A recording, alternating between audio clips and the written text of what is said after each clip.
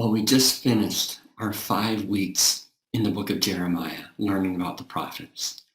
And those were some pretty heavy lessons about sorrow and sadness and grief. It's been a good, but a long 5 weeks in some ways. Remember, in the first week, we said that reading the prophets is kind of like eating your vegetables. It's good for you to do. It's healthy for you to do. But for some of us, it's not always fun and enjoyable. Well, after 5 weeks of vegetables, it feels to me like we need some dessert. That we need to celebrate and savor the love and blessing and goodness of God in our lives. And that's exactly the plan for our time together this morning. And your participation is going to be a huge part of this day. Because I've talked plenty over the last 5 weeks, and it's your turn now. So this morning, we're going to celebrate God's goodness in a time of worship. We're going to briefly hear the Apostle Paul give us an invitation to celebrate God's blessings. But most of our time this morning is going to be a chance for you to share evidence and stories of God's goodness in your life. Because that's what the people of God have been doing with each other in community for thousands of years.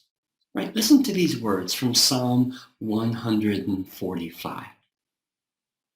The psalmist writes, "Great is the Lord, most worthy of praise. His greatness no one can fathom. One generation commends your works to another. They tell of your mighty acts.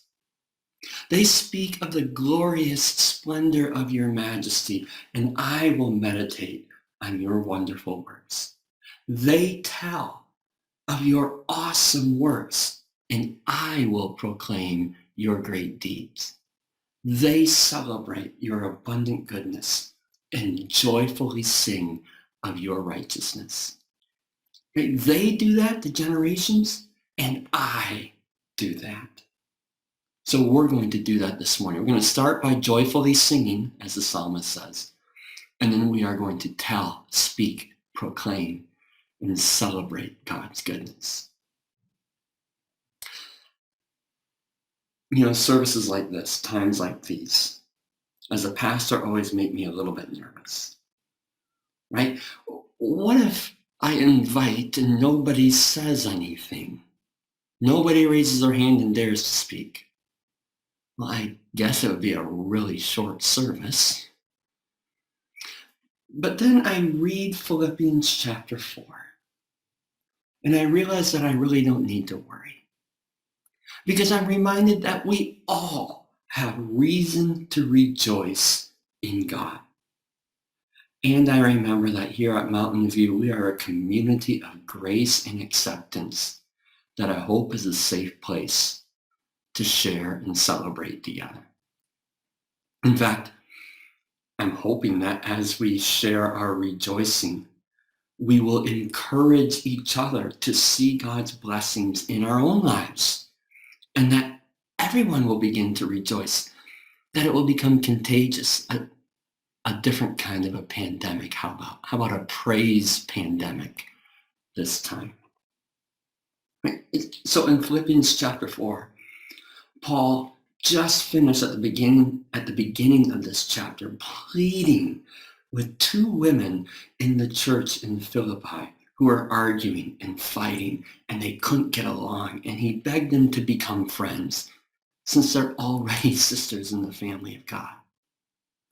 And then he moves from this fighting and arguing and finding reason to complain to this in verse 4. His very next line is, "Rejoice in the Lord always. I will say it again, rejoice." I love that. Replace this arguing with rejoicing.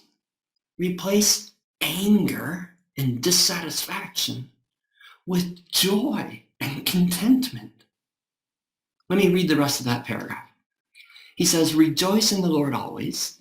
I will say it again, rejoice. Let your gentleness be evident to all. The Lord is near.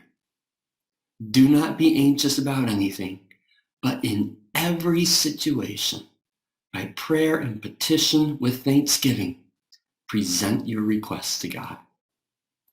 And the peace of God, which transcends all understanding, will guard your hearts and minds in Christ Jesus. So why can we rejoice?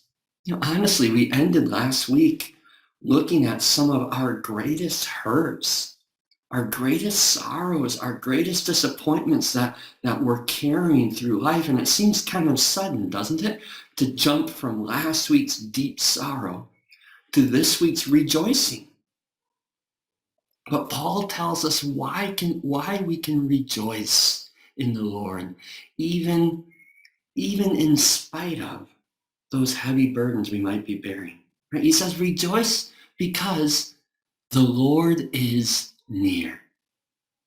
It's a New Testament reminder of that Old Testament message from Lamentations 3 that we looked at last week, of the faithfulness of God.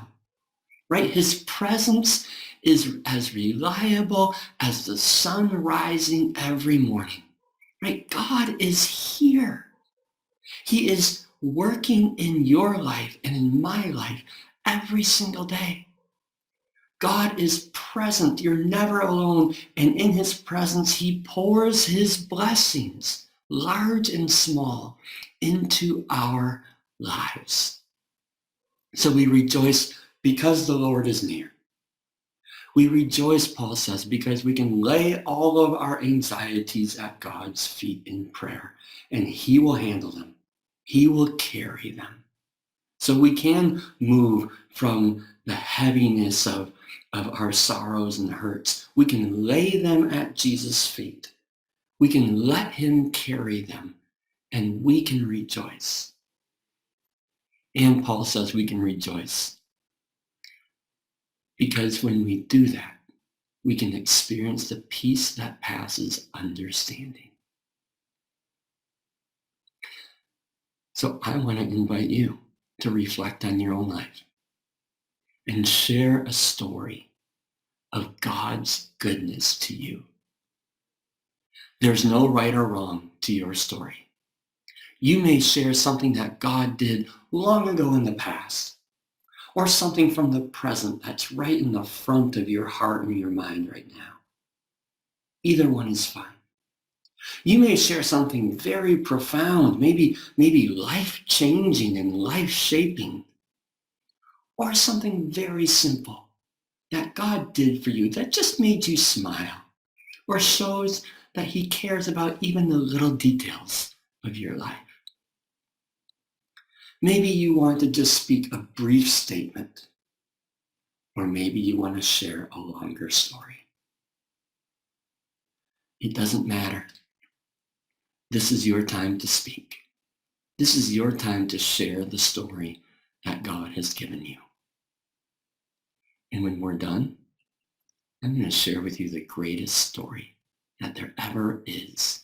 The story of a God who loves you enough to send his son Jesus to live for you, to die for you, and to rise again so that you might have life today and life eternal.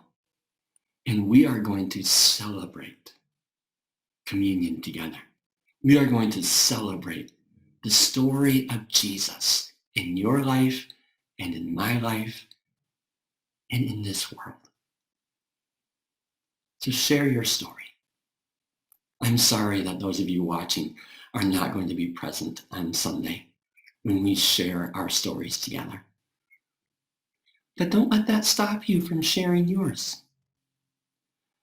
Set aside a moment with your family or your spouse, or maybe if you dare with your friends when you're together next. Share your story and invite them to share their story. What's stopping you from helping to start a praise pandemic with the people in your life?